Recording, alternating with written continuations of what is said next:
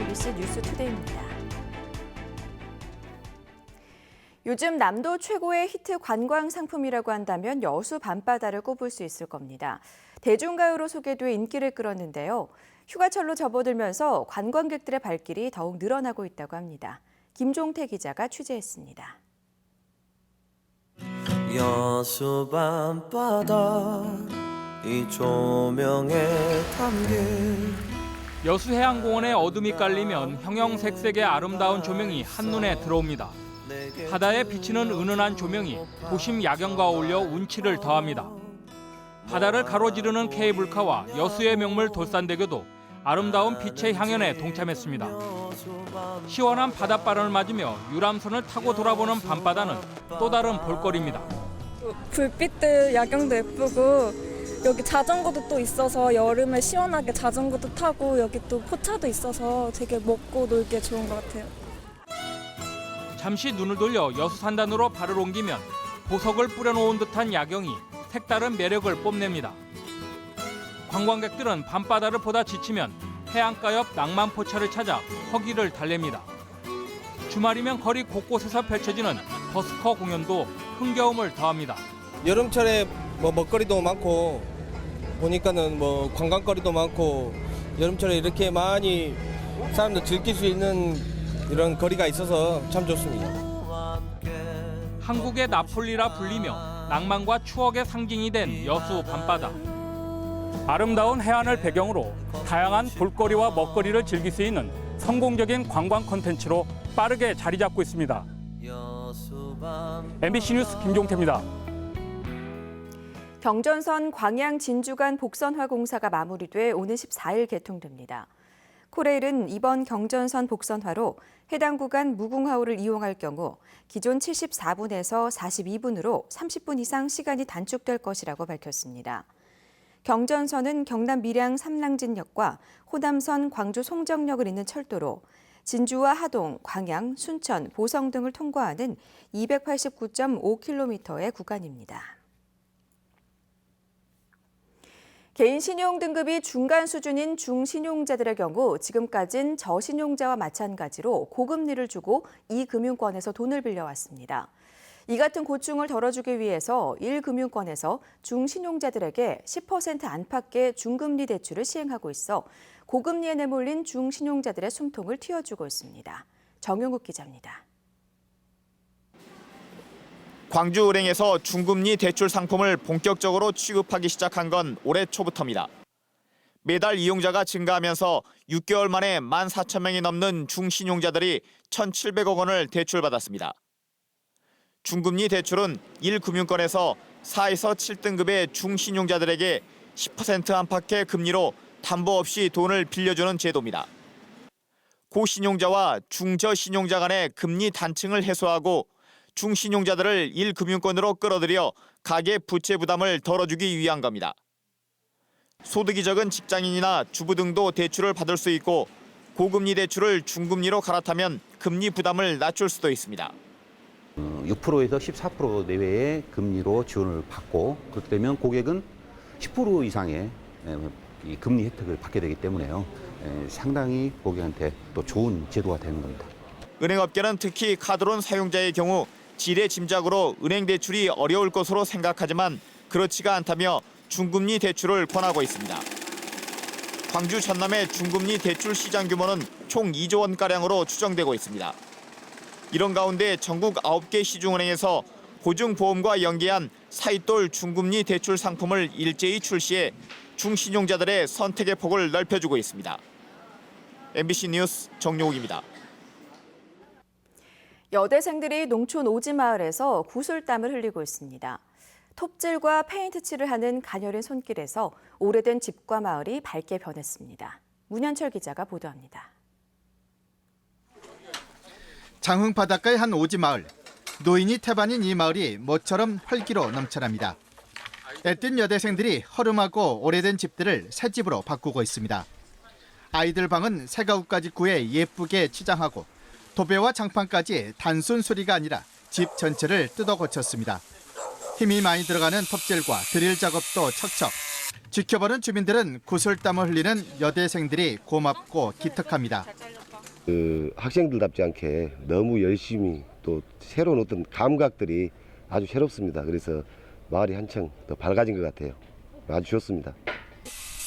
광주여대 실내디자인학과 교수와 학생들이 여름 방학 때마다 농촌 집 고쳐주기 봉사활동을 3년째 펼치고 있습니다. 담장에 예쁜 벽화를 그리고 여성스러움이 묻어나는 쉼터를 만드는 등 마을 꾸미기도 꼼꼼히 챙기고 있습니다. 할머니, 할아버지 분들이 워낙 잘 해주시고 또 막 옆에서 채소 같은 것도 막 가끔 챙겨다 주셔서 그래도 잘 먹고 잘 하고 있어요. 주민과 군인들도 여대생들이 힘든 작업에 적극적으로 일손을 돕는 등 시골 마을이 훈훈한 정으로 넘쳐나고 있습니다. MBC 뉴스 문현철입니다. 여수광양 항만공사가 공기업의 청렴과 윤리를 강조하는 제도 개선안을 공모합니다.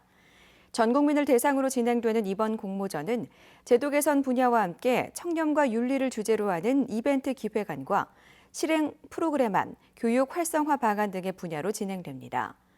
항만공사는 오는 9월 4일까지 이메일로 응모작을 접수받아 본선 진출작 6편을 선정한 뒤 경진대회를 열어 최종 수상작을 결정할 예정입니다. 고흥지역 귀농인구가 최근 5년 동안 1,600명을 넘어섰습니다. 고흥구는 지난 2010년 이후 고흥으로 귀농한 도시민이 1,688명으로 집계됐으며 서울과 경기도 지역 출신이 전체의 46%를 차지하고 있다고 밝혔습니다. 고흥구는 또 귀농인 가운데 40, 50대가 전체의 62%로 집계됐다며 농촌문화 팸투어와 주택 수리비 지원 등을 통해 귀농인구 유입과 안정적인 정착을 도모할 예정이라고 설명했습니다. 여수 화양지구가 법무부 고시에 의해 부동산 투자 이민제 대상 지역으로 새로 지정됐습니다.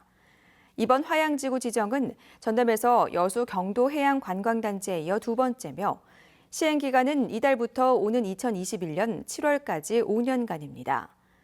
부동산 투자 이민제 지정으로 외국인이 화양지구의 호텔과 콘도미니엄 등 휴양시설에 미화 50만 달러 이상을 투자하고 5년간 유지하면 영주 자격을 부여받게 됩니다.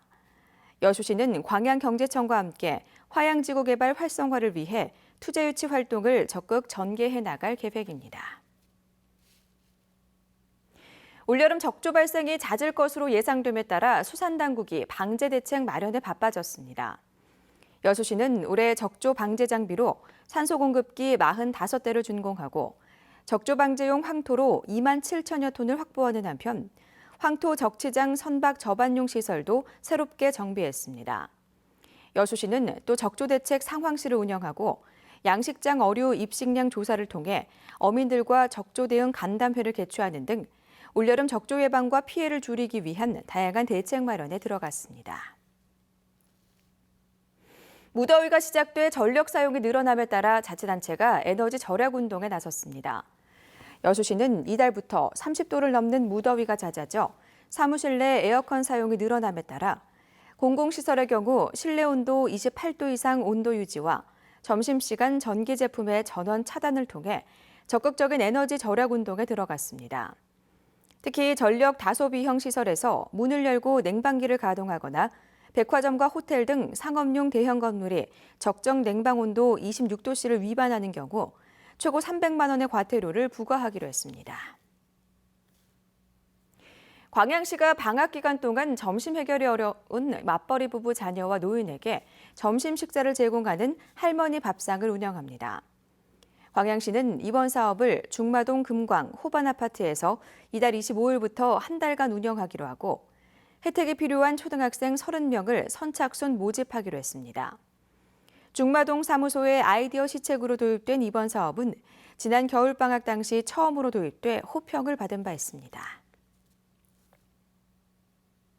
순천시가 여름방학을 맞아 관내 초등학생 등을 대상으로 물에 대한 소중함을 느낄 수 있는 수돗물 체험 캠프를 운영합니다. 이번 행사는 초등학생 4학년부터 6학년 학생과 주부를 대상으로 다음 달 3일과 4일 이틀에 걸쳐 진행되며 수돗물에 대한 교육과 정수장 견학, 수질 검사 등 다양한 프로그램으로 구성됩니다. 참가 신청은 오는 13일부터 22일까지 순천시 통합 예약 시스템 홈페이지를 통해 할 수 있습니다.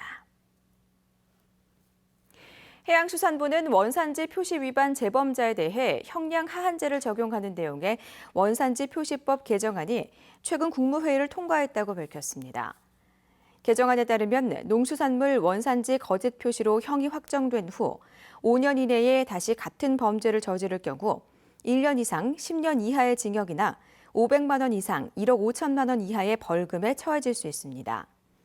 해수부는 이와 함께 원산지 표시 의무자에 농수산물 및 가공품 수입업자를 추가하고 농수산물 가공품에 대해서는 원산지 표시법을 우선 적용하기로 했습니다. 소가 폭등세가 이어지고 있는 가운데 2분기 광주 전남 지역 한우와 유구 사육 마리수가 전분기에 비해 증가한 것으로 나타났습니다. 호남지방통계청에 따르면 6월 말 현재 광주 전남 지역 한우와 유구 사육 마리수는 42만 9천 마리로 전분기에 비해 3% 증가했습니다. 광주 전남 지역 젖소 사육 마리수도 3만 1,000마리로 전분기 대비 5.1% 증가했습니다.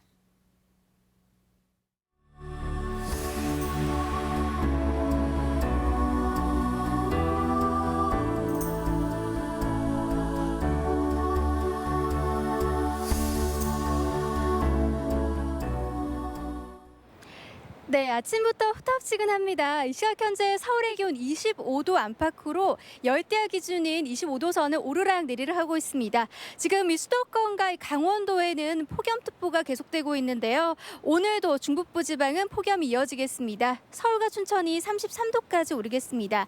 반면 충청과 남부지방에 차츰 비가 내리겠는데요.